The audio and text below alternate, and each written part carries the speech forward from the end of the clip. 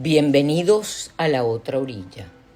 Confieso que el episodio que tenía preparado para hoy iba por otro camino, uno más ligero, casi como un juego.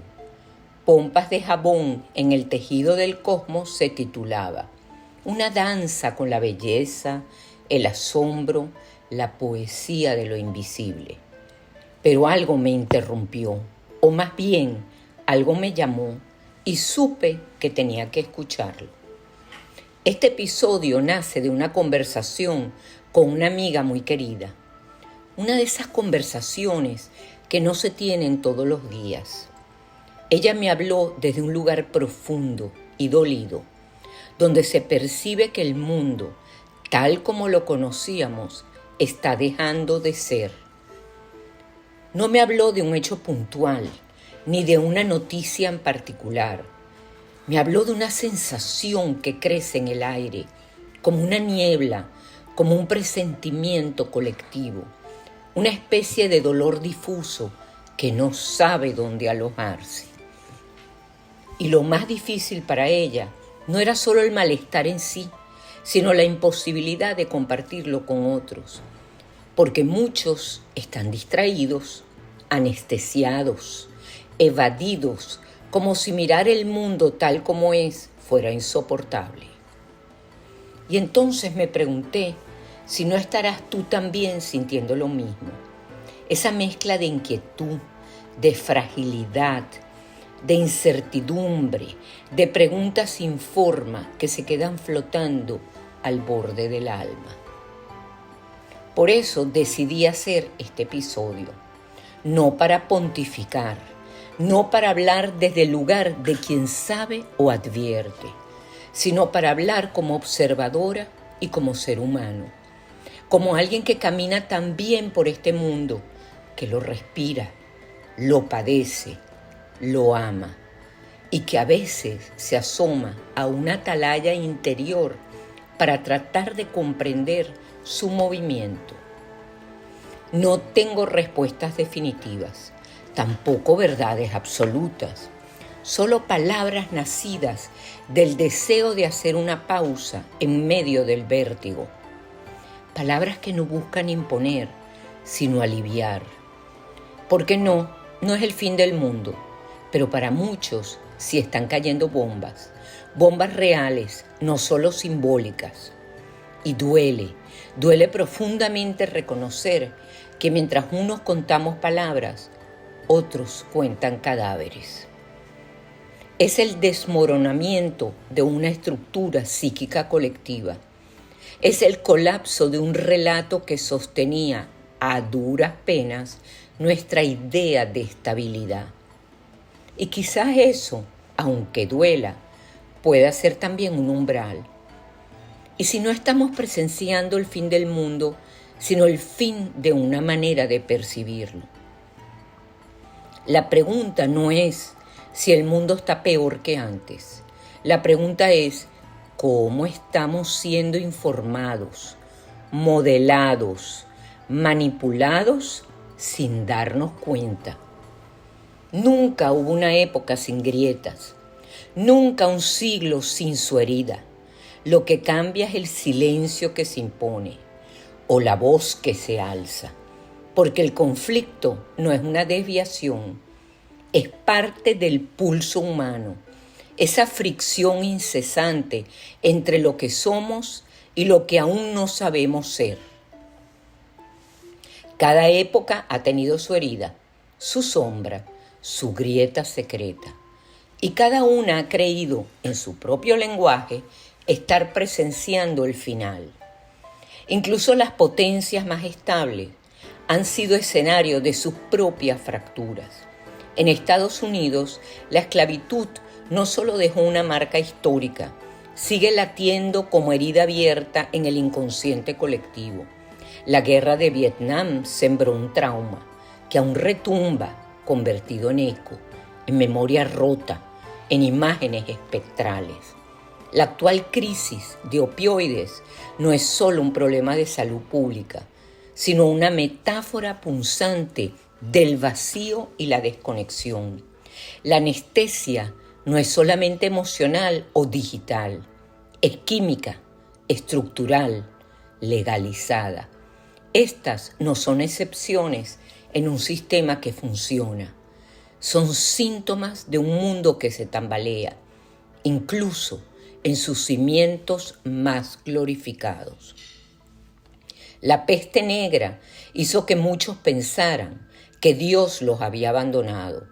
El estallido de Hiroshima cambió para siempre la noción de lo irreversible. El siglo XX fue una cadena de fuegos, 2 guerras mundiales, campos de concentración, genocidios, dictaduras, bombas, exilios, muros.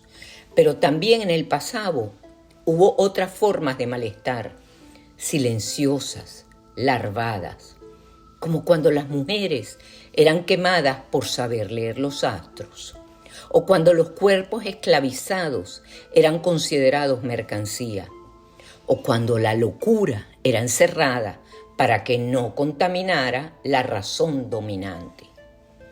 El malestar siempre ha tenido rostro, a veces evidente, a veces invisible, y sin embargo, seguimos aquí. Lo que cambia es el disfraz del miedo. Lo que cambia es la sintaxis del dolor.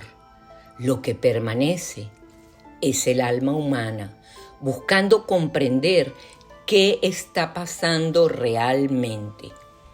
Hoy, el malestar adopta otras formas. No siempre se escucha el estruendo de las bombas, pero hay ruido en el alma. No siempre vemos fuegos en las ciudades, pero hay un incendio interno que no sabemos apagar. Estamos atrapados en una especie de ruido blanco colectivo. Saturación de información, hiperconectividad, demandas de productividad, exigencias de felicidad permanente. Vivimos cansados, vacíos y sin embargo seguimos produciendo, seguimos posteando, seguimos mostrando sonrisas de escaparate. El filósofo francés Jean Baudrillard lo dijo con una lucidez que hoy resulta profética. La inflación de información produce una deflación de sentido. Cuanto más sabemos, menos comprendemos. Cuanto más vemos, menos sentimos. Vivimos expuestos a una avalancha de imágenes que nos desbordan, que nos saturan, que nos secan la carne de tanto golpe estético. El horror se ha vuelto espectáculo. Vemos guerras, asesinatos, abusos, pedofilia, como si fueran parte de una programación ineludible. Y seguimos comiendo, seguimos desplazándonos por la pantalla, como si nada. Esa es la verdadera anestesia, no la que nos duerme, sino la que nos deja despiertos, pero indiferentes. Hay un cansancio que no se cura durmiendo. Hay una tristeza que no tiene nombre clínico. Hay una angustia que no proviene de un trauma individual, sino de un desgarro del tejido compartido. Byung-Chul Han, filósofo surcoreano, que ha diseccionado con precisión la era del rendimiento, nos recuerda que hoy ya no hay un amo que nos oprima, sino un yo que se autoexplota en nombre de la libertad. La violencia de la positividad, dice, es más silenciosa, pero igual de devastadora. Y en medio de este colapso silencioso, muchos eligen evadir o distraerse o anestesiarse con dopaminas rápidas, con placeres digitales, con ruido. Pero hay quienes sienten, hay quienes no logran callar ese murmullo que se agita en el pecho. Y si tú eres una de esas almas, este episodio es para ti.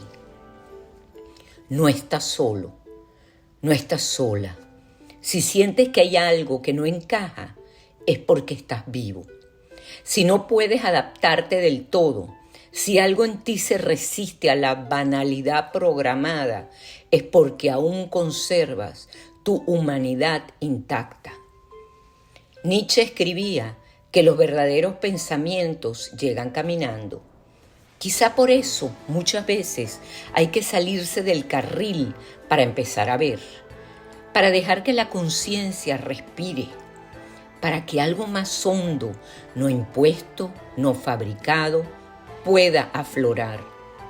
Porque lo que está en juego no es solo la política, la economía o la salud. Lo que está en juego es la percepción, es el alma del mundo. Y cuando el alma enferma, nada funciona del todo. Cuando los símbolos desaparecen, decía Carl Gustav Jung, el alma se enferma. Y hoy vivimos una profunda crisis simbólica. No sabemos qué nos une, no sabemos en qué creer. No hay lenguaje común, no hay mito vivo. En la misma línea, Nietzsche advirtió en su libro El nacimiento de la tragedia, donde el mito se desvanece, también se desvanece con él toda posibilidad natural e instintiva. La cultura pierde su sana fuerza creadora. Solo una esfera meramente intelectual invade la vida. Y lo horrible es que el árbol se marchita de inmediato y se convierte en madera muerta. Sin mito, el alma se seca. Sin símbolos, se vuelve rígida, literal, funcional, obediente. El alma pierde su plasticidad, su flexibilidad onírica. Y un pueblo sin plasticidad ya no sueña. Los mitos que nos sostenían se han vuelto mercancía. Las palabras sagradas han sido vaciadas de sentido. La espiritualidad se volvió un mercado, la educación una pantalla, el amor un algoritmo. Y sin embargo, algo en nosotros resiste. Aún hay quienes buscan, aún hay quienes sienten que debajo de la superficie algo se mueve, algo quieren hacer. Y aquí es donde quiero detenerme contigo. Porque lo que vivimos no es solo una crisis, es un parto, un momento liminal, una grieta en la historia. No es el fin del mundo, es el fin de una forma de verlo, es el colapso de una ilusión, la ilusión del control, del progreso lineal, de la omnipotencia racional.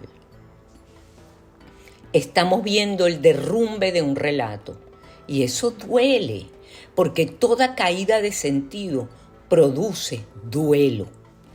Pero también es una oportunidad, un umbral, porque como decía Walter Benjamin, tal vez el momento revolucionario no es cuando todo está en orden, sino cuando el tiempo se detiene, cuando el ángel de la historia mira hacia atrás y ve no una línea de progreso, sino una sucesión de ruinas apiladas.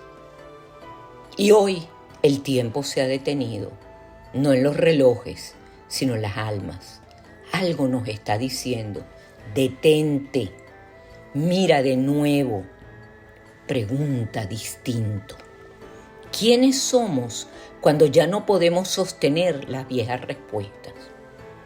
¿Quiénes somos cuando la afuera se desmorona? Tal vez ahí empieza lo sagrado, no en la certeza, sino en el temblor, no en el dogma, sino en la pregunta viva. Spinoza decía que la libertad no está en elegir lo que quiero, sino en comprender las causas. Y comprender no es justificar, es despertar, es hacer visible lo invisible. Y eso intento hacer hoy, ofrecer una mirada quirúrgica, como quien palpa una herida aún abierta y decide no vendarla de inmediato, sino observarla, sentir su calor, su olor, su fiebre, que no imponga, pero que nombre, que no ilumine con faros, sino con fueguitos. Porque tal vez la esperanza hoy no venga en forma de consuelo, sino en forma de presencia. La única forma de sostenerse, quizás, está en el gesto de quien aún no ha cerrado los ojos, de quien se atreve a mirar el derrumbe sin buscar distracciones, en quien no se rinde a la ceguera, en quien no reduce el mundo a un titular. Y si hay algo que he aprendido como caminante, como terapeuta, como habitante de esta época, es que el alma necesita ritual. No necesariamente velas ni rezos, sino ritual como acto consciente de detenerse, de mirar con intención, de honrar lo que duele y no huir. Y este episodio es mi ritual contigo, mi manera de decir, estamos atravesando algo grande, algo que no entendemos del todo, pero que merece ser sentido. No tengo un mensaje de salvación, no tengo una solución mágica, pero tengo palabras y las ofrezco como se ofrece el pan en tiempos de escasez. Porque a veces una palabra no abriga, corta. Una frase no consuela, arde. Hay palabras que no vienen a protegernos, sino a sacudirnos. Y esa es, quizá, su mayor forma de amor, devolvernos al nervio del mundo. Y si estás oyendo esto con el corazón abierto, quizá también tú sientas ese estremecimiento, ese susurro que dice, algo está muriendo, pero algo quieren hacer. Y ese algo, aunque aún no tenga nombre, nos necesita despiertos, necesita que escuchemos, que cuidemos, que amemos con los ojos abiertos. No hablaremos hoy de ternura, no bastan los pétalos cuando caen misiles, pero sí podemos hablar de la dignidad de lo pequeño, del poder de discernir lo real de lo banal, del arte de permanecer lúcidos aún entre ruinas.